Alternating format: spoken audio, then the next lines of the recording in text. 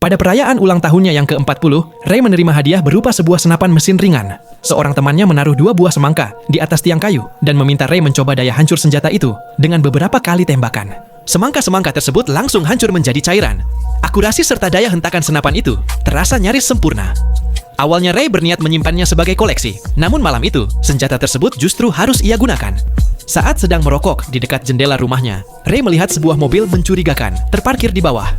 Dengan perasaan siaga, ia mengambil teropong malam militer dan mendapati 2 pria di dalam mobil tersebut sedang menatap langsung ke arah rumahnya. Ray menduga mereka adalah musuh lama. Ia pun mengenakan rompi anti peluru dan segera berkendara menuju pinggiran kota. Ketika melihat kaca spion, ia menyadari mobil itu terus membuntutinya.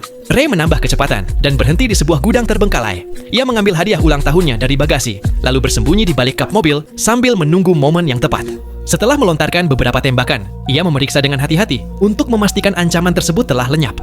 Merasa aman, Ray kemudian menemui bosnya dan menceritakan kejadian yang baru dialaminya. Namun sang bos meremehkannya dan hanya mengatakan akan menyelidiki masalah itu. Tanpa mereka sadari, musuh justru berani menyerang Ray di dekat rumah bosnya. Menyadari kemampuan bertarung Ray, mereka mengikat kedua tangannya dan menyita ponsel Nokia lamanya. 2 pembunuh bersenjata itu membawanya pergi. Dengan tenang, Ray mengatakan bahwa kemungkinan mereka hanya menginginkan uang. Ia berjanji akan memberikan $1 juta jika mereka melepaskannya. Tawaran itu membuat para pembunuh bayaran yang tak bermoral tersebut tergoda.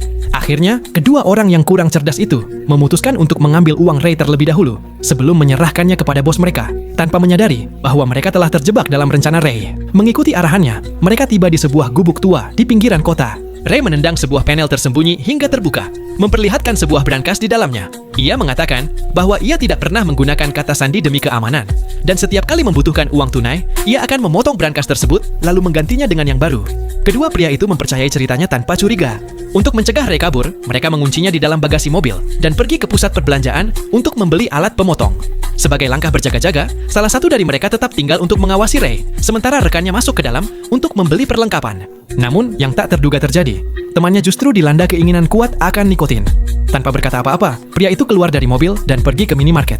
Tepat saat itu, 2 pencuri mobil memperhatikan kejadian tersebut. Melihat mobil yang ditinggalkan dalam keadaan tidak terkunci, mereka langsung beraksi untuk mencuri mobil tersebut. Ketika si pembunuh bayaran kembali dengan peralatan yang dibeli, mobil itu telah menghilang. Ia mengira rekannya telah berkhianat, namun rekannya kembali dengan ekspresi sama bingungnya.